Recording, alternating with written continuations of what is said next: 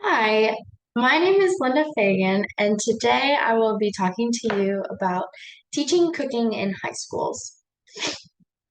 So, according to the Obesity Medicine Association, 44% of college students in the US in 2001 described their weight as more than normal, i.e., in the overweight or obese category. This number is extremely worrying and only continues to rise. According to Tufts University's Health and Nutrition letter, 28% of Americans say that they simply don't know how to cook.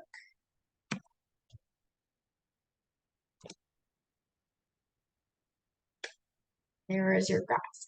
So you can see how what the percentage is of people who say that they are obese and people who say that they do not know how to cook. You might think that these two things are unrelated, but I am here to convince you otherwise. There are two things that I want you to remember when considering adding cooking classes to your schools. First, cooking classes will help to encourage healthy food habits that students will take with them to college. And second, cooking allows students to improve their logic, motor, and cognitive skills. To begin, we must first look at the unhealthy eating habits that college students are adopting today. Obesity is an epidemic that is taking over America.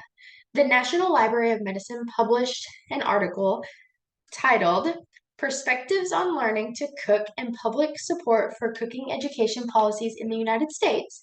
It was a mixed method study that states that the decline in cooking skills relates directly to poor diet quality and high obesity rates.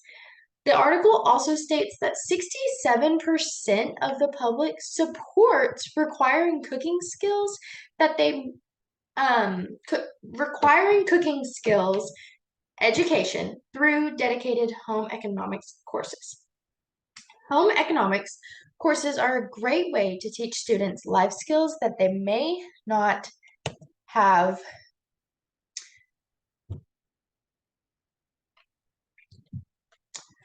Sorry.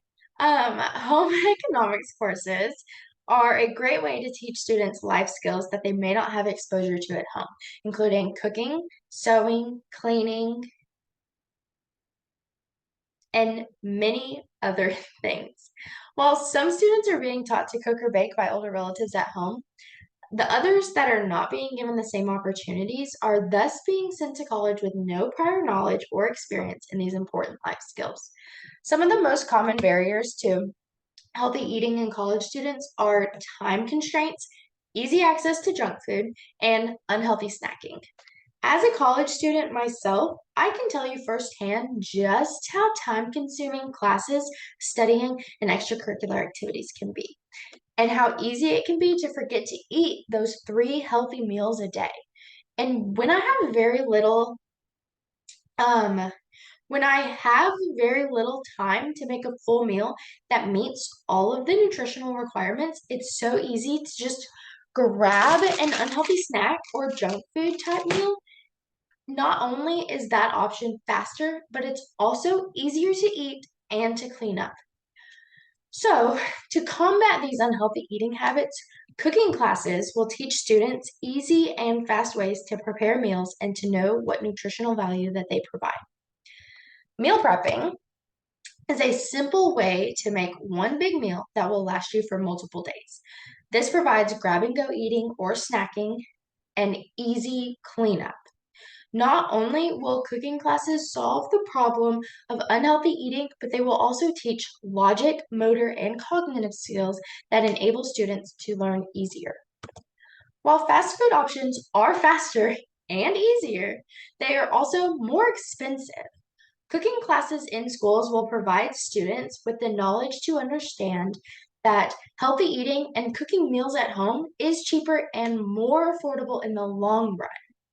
A burger and fries from McDonald's will only last about 15 minutes, whereas a full meal of chicken, rice, and veggies can be portioned and can last up to 3 whole meals. By mastering this logic, Students will understand that fast food is the bank breaker when you're a broke college student with no help from mommy and daddy anymore. So, along with the logical skills, cooking classes will teach students different cognitive and motor skills.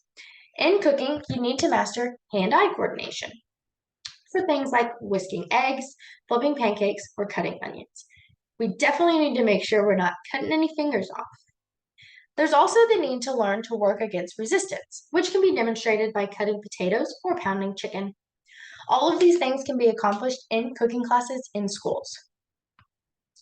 So after hearing all of this, do you think that adding cooking classes in high schools will benefit students that go off to college by promoting healthy eating habits and in turn helping to fight the obesity epidemic and by growing students' logic, motor, and cognitive skills in the kitchen? In conclusion, cooking in schools is an important part of a child's personal development. So, will you be a part of the change to help these children become better equipped to succeed in the future? Thank you.